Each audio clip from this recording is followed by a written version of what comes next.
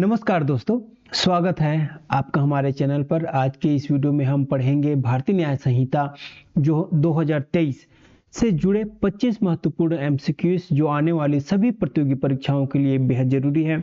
अगर आप police, judiciary या लॉ से जुड़ी तैयारी कर रहे हैं तो यह वीडियो आपके लिए बहुत काम का है। तो चलिए शुरू करते हैं। पहला प्रश्न देखते हैं, भारतीय न्याय संहिता बीएनएस किस वर्ष लागू की गई? तो इसका राइट आंसर है दोस्तों 2023 में लागू की गई थी, तो आपका 2023।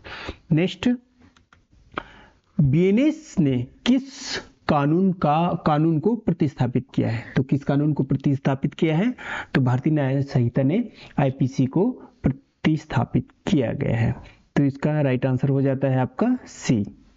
आपका राइट आंसर सी। नेक्स्ट प्रश्न 3, भारतीय न्याय संहिता में कुल कितनी धाराएं हैं? तो भारतीय न्याय संहिता में दोस्तों 358 धाराएं हैं, तो राइट आंसर आपका हो जाता है आपका सी।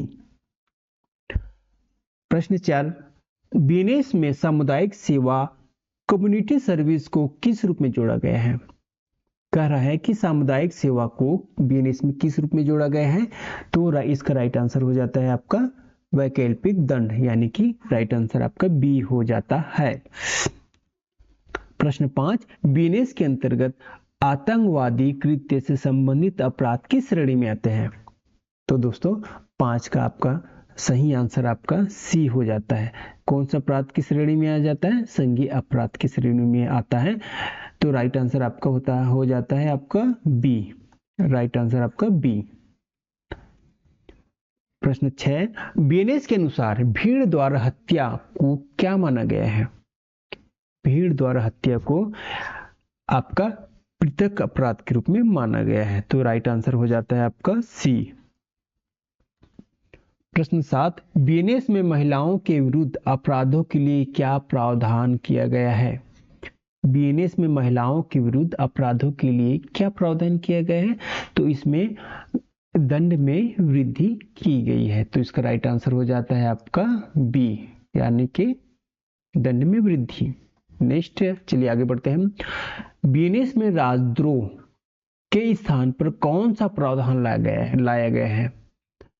तो प्रश्न 8 का आंसर हो जाता है दोस्तों देश की संप्रभुता के विरुद्ध कृत्य को राजद्रोह के स्थान पे लाया गया है, तो इसका राइट आंसर हो जाता है आपका बी। प्रश्न 8 में चलते हैं। बीएनएस के अनुसार नाबालिग की परिभाषा किस आयु तक है? बहुत इजी प्रश्न है दोस्तों, तो इसका राइट आंसर हो जाता है आपका डी, यानी कि 18 वर्ष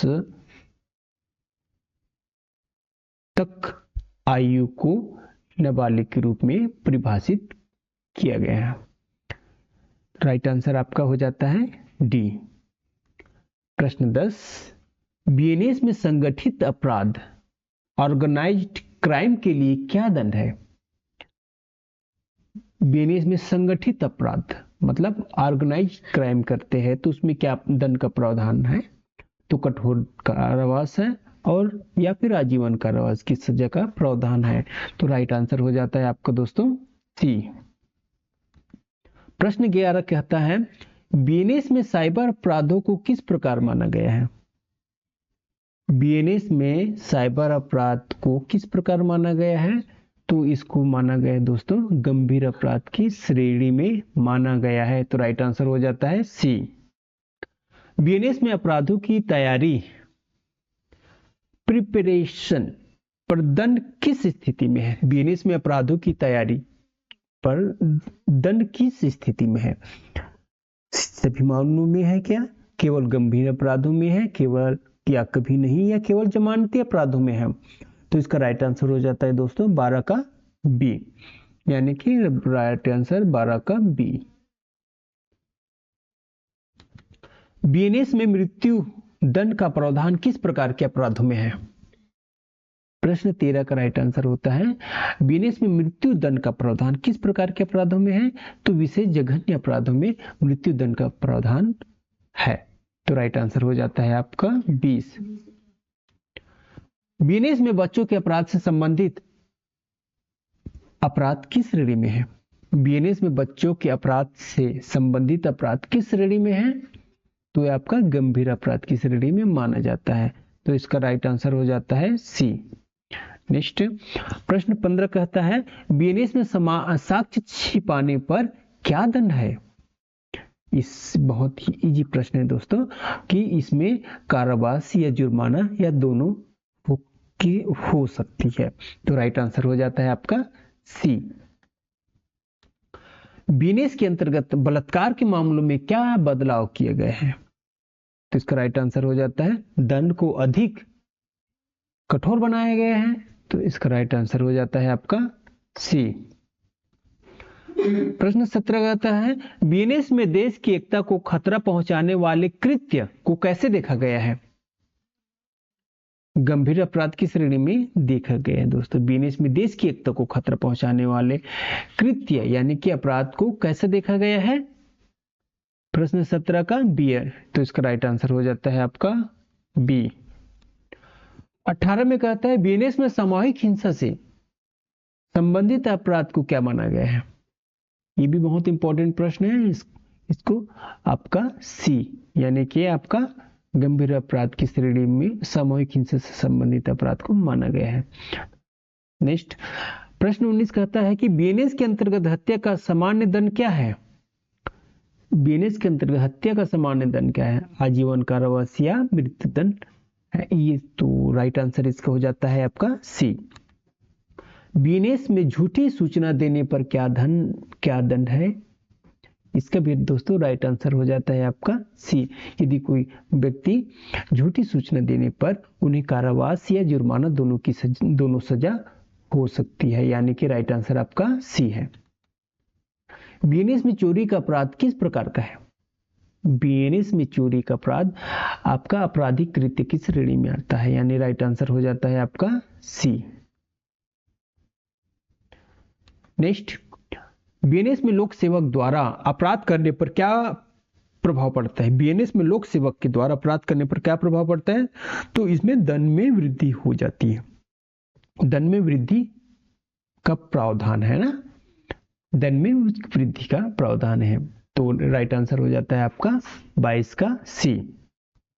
बीएनएस में आजीवन कारावास का क्या अर्थ है?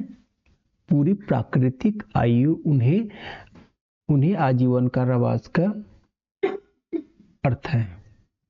यदि कोई बीएनएस में आजीवन कारावास यदि कोई सजा होती है तो पूरी प्राकृतिक आयु तक उन्हें जेल में निरुद्ध रहना पड़ सकता है। तो यानी कि आजीवन कारावास का अर्थ है पूरी प्राकृतिक आयु वो जेल में ही व्यतीत करेगा। तो राइट आंसर हो जाता है आपका सी।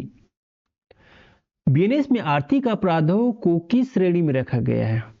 बीएनएस में आर्थिक अपराधों को किस श्रेणी में रखा गया है?